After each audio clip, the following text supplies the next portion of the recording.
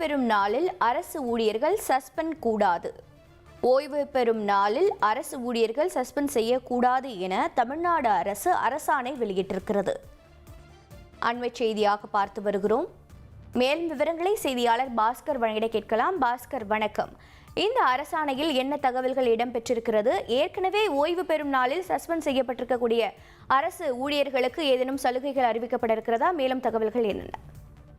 அரசு பணியாளர்கள் ஓய்வு பெறும் நாளில் அந்த தற்காலிக பணியிடை நீக்கம் என்பது நடைமுறை என்பது ரத்து செய்வதற்குண்டான திருத்தங்கள் எல்லாம் தற்போது அரசாணையாக வெளியிடப்பட்டிருக்கிறது.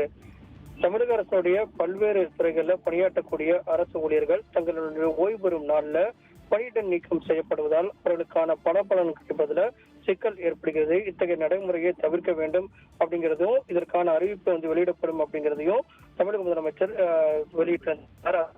அதை நடைமுறைப்படுத்தும் வகையில் தான் இந்த அறிவிப்பு என்பது தற்போது வெளியிடப்பட்டிருக்கிறது. இதை அடிப்படையாக பார்க்கும்போது ஓய்வு பெறும் நாளில் அரசு ஊழியர்களை சஸ்பெண்ட் செய்வதை தவிர்ப்பதற்குண்டான அரசாணை என்பது தற்போது வெளியிடப்பட்டிருக்கிறது. அவர்கள் மீது வைக்கப்படக்கூடிய அந்த துறை ரீதியான நடவடிக்கைகள் எல்லாம் விசாரணை, தண்டனைகள், இவை வழக்குகள் தொடர்பான அனைத்து விதமான விசாரணைகளும் அவருடைய ஓய்வு பெறும் நாளுக்கு முன்னதாகவே 3 மாத காலத்துக்கு முன்பதாகவே நடத்தி முடித்து அதற்கான தீர்வுகளை எட்டுவதற்குண்டான நடவடிக்கைகளை மேற்கொள்ள வேண்டும். விசாரணையில் ஏற்படக்கூடிய தாமதத்தை தவிர்க்க தமிழக அரசு பல்வேறு விதமான வழிகாட்டுதலையும் வழங்கியிருக்கிறது. துறை ரீதியான ஒழுங்கு நடவடிக்கை எடுக்கும் முன்னர் சம்பந்தப்பட்ட அரசு ஊழியர்கள் மீதான குற்றச்சாட்டுகள்ல முகாந்தரம் உள்ளதா, மிகப்பெரிய தண்டனை, குறிப்பாக பணி நீக்கம் செய்வதற்குண்டான உரிய ஆவணங்கள் எல்லாம் இருக்கிறதா அப்படிங்கறதெல்லாம் ஆய்வு செய்து அதற்கு ஏற்றாது போலதான் நடவடிக்கை எடுக்க வேண்டும்.